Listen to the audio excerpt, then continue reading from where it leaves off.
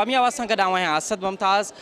पूरी दुनिया में 8 मार्च ते औरतुनि जे हक़नि बाबति रैलियूं निकिरनि पियूं। इन हवाले सां सिंध जे 2 शहरनि में औरतुनि जो मार्च थियनि पियूं ऐं जेका सखर में मार्च थिए पई उनजी ऑर्गेनाइज़र मोहतरमा इरफाना मल्हार साहिबा असां सां गॾु मौजूदु आहे। अचो त ॻाल्हायूं। पहिरियां त इहो ॿुधायो, तव्हां हक़ कंहिंखां था घुरो ऐं तव्हां ख़िलाफ़ु कंहिंजे आहियो?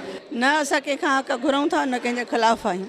असां हक़ घुरूं था हिन रियासत जे अंदरि जेको बुनियादी तौर ते फ़र्द जी हैसियत में क़ानूनी तौर ते औरतुनि खे हक़ मिलिया आहिनि, जेके क़ानूनी तौर ते मञा बि विया आहिनि, पर मुआशरती सतह ते उहे हक़ जो तहफ़ुज़ कोन्हे को, उहे हक़ ॾिना कोन पिया वञनि। तंहिंजे करे असां हिन रियासत खे, हिन गवर्नमेंट खे इहो बावर कराइणु घुरूं था त जिथे जिथे औरतुनि जे हक़नि जे हवाले सां रुकावटूं आहिनि उहे रुकावटूं हटाए औरतुनि जे हक़नि खे क़ानूनी आइनी हक़नि जो तहफ़ुज़ कयो वञे। ॿियो असां कंहिंजे बि ख़िलाफ़ु कोन आहियूं। असां मर्दनि जे ख़िलाफ़ु न आहियूं। असां अहिड़े समाजी ढांचे जे ख़िलाफ़ु आहियूं जंहिंमें औरत जो इस्तेसाल थिए थो, जंहिंमें औरत खे कमतर सम्झो वञे थो, जंहिंमें औरत जेका आहे सा तशदुद सहे पई, जंहिंमें औरतुनि सां जिंसी ॾाढायूं थियनि थियूं, जंहिंमें औरतुनि खे गैरत जे नाले ते क़तल कयो वञे थो। अहिड़ो जेको समाजी ढांचो आहे जेको इंतिशार फैलाए पियो समाज जे अंदरि, असां उन समाजी ढांचे जे ख़िलाफ़ु आहियूं ऐं चाहियूं था त असां सां सभु हिन समाज जा जेके बि तरक़ी पसंदि मर्द आहिनि उहे बि हिन में शामिलु थियनि। ऐं औरत आज़ादी मार्च या जेको हैदराबाद जो अॻे वारे बि मार्च थियो, उन में जेतिरे तादाद में औरतूं शामिल हुयूं ओतिरे तादाद में मर्द बि शामिलु हुया। तंहिंजे करे ही जेको समाजी ढांचो आहे इन जे ख़िलाफ़ु रुगो औरतूं न आहिनि, असांजा तरक़ी पसंदि पढ़ियल लिखियल मर्द बि आहिनि, सहाफ़ी आहिनि, अदीब आहिनि, दानिश्वर आहिनि, शाइर आहिनि।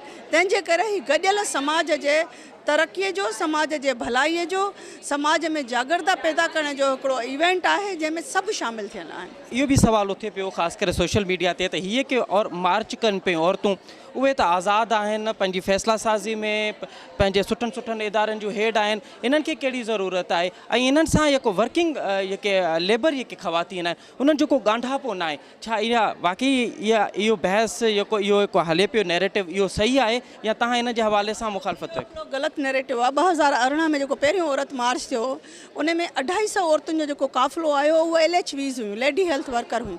उन खां वधीक कहिड़ी समाज जी हेठी सतह ते ऑर्गेनाइज़ औरत कमु करे थी जेका शामिलु थिए।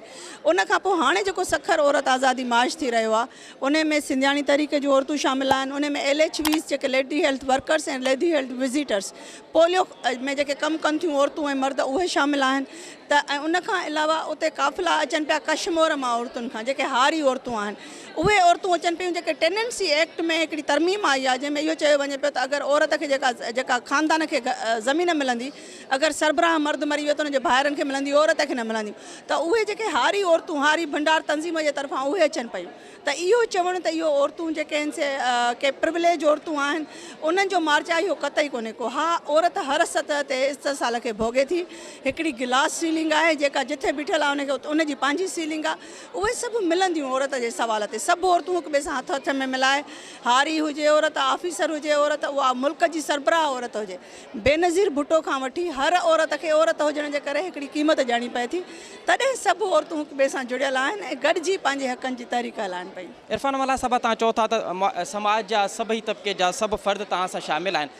8 मार्च ते सखर में तव्हां तमामु वॾो जलसो करण वारो आहियो, रैलियूं करण वारो आहियो, कहिड़ी अपील था कयो उन्हनि मज़लूम महकूम औरतुनि खे, उन्हनि मज़लूम महकूम मर्दनि खे जेके हिन तहरीक में तव्हां सां गॾु आहिनि? मां सम्झां थी त उहे जेके गॾु आहिनि उन्हनि खे त अपील करण जी ज़रूरत कोन्हे का, पर जेके ॿुधी रहिया आहिनि तव्हांजे चैनल जे ज़रिए उन्हनि सभिनी खे मां इहा अपील कयां थी त औरत आज़ादी मार्च जेको सखर में थी रहियो आहे उन जे हवाले सां अगरि असां चाहियूं था त सिंध जे अंदरि औरतुनि ते तशदुद ख़तमु थिए, औरत कारी थी न मारी वञे, औरतुनि खे नौकरियुनि में मौक़िया ॾिना वञनि, औरतुनि खे तालीम जा बराबरि जा मौक़िया ॾिना वञनि, त असां उन ॾींहं ते कम अज़ कम पंहिंजे घरनि मां निकिरी अचूं, उन मार्च में शामिलु थियूं ऐं औरतुनि सां जेको मुआशरे में इस्तेसाल आहे उनखे गॾिजी करे उजागर करे ऐं उन जे ख़िलाफ़ु आवाज़ उथारियूं। जेके बि मुंहिंजा भाइर भेनर साथी शागिर्द शागिर्दियाणियूं जिथे बि मौजूदु आहिनि, मां सभिनी खे अपील कयां थी त अचो, जेका भिटाईअ जी सिंध आहे, जेका भिटाईअ जे सूरमियुनि जी सिंध आहे, जेका सचल जी सिंध आहे, जेका शेख हयाज़ जी सिंध आहे, अचो त उन सिंध जो हक़ीक़ी रूप हासिलु कयूं ऐं औरतुनि जे हक़नि जे हासिलात जे हिन जदोजहद में शामिलु थियूं। विज़िट कयो अवामी आवाज़ मीडिया ग्रुप जी वेबसाइट awamiawaz.pk।